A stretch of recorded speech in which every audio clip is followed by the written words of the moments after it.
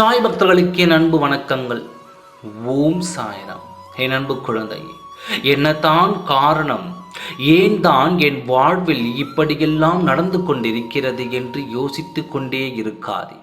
இதோ இந்த நன்னாளில் நான் இப்பொழுது உனக்கு கூறும் சில அறிவுரைகளையும் அன்பான வார்த்தைகளையும் முழுமையாக கேட்டுக்கொள். இதை நீ முழுமையாக கேட்கும் பொழுது என் பரிபூர்ண அனுகிரகத்தை பெற்றுக்கொள்வாய்.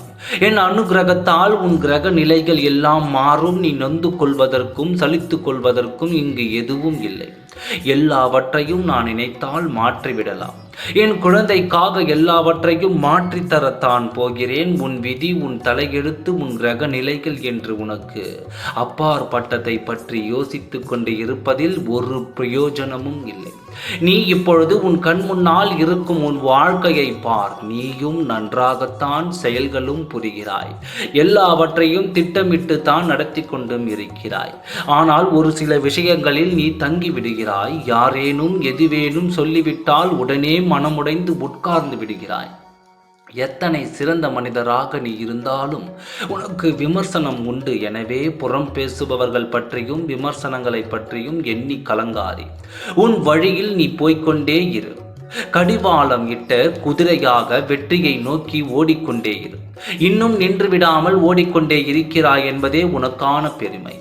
என்ன நடந்தாலும், எத்தனை முறை தோல்வியை உற்றாலும் முயற்சிகளை செய்வதை விட்டுவிடாதே. முயன்ற மனிதன் முயன்று கொண்டே இருக்கும். மனிதன் ஒரு பொழுதும் தோற்றது இல்லை. நிம்மதியான வாழ்க்கை என்பது ஓடி ஓடி சம்பாதித்து ஆடம்பர வாழ்க்கை வாழ்வது அல்ல.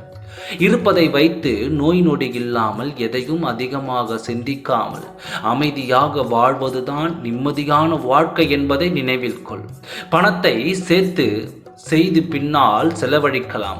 ஆனால் ஒரு பொழுதும் வாழ்க்கையை சேமித்து பின்னாளில் வாழ முடியாது. எனவே இப்பொழுது உன் கையில் இருக்கும் இந்த வாழ்க்கையை துளியும் வீணடிக்காமல் நிம்மதியாக வாழ்ந்துவிடு. வாழ்க்கை வாழ்வதற்கே குழந்தையே, உன்னோடு நான் இருக்கின்றேன், கவலைப்படாதே.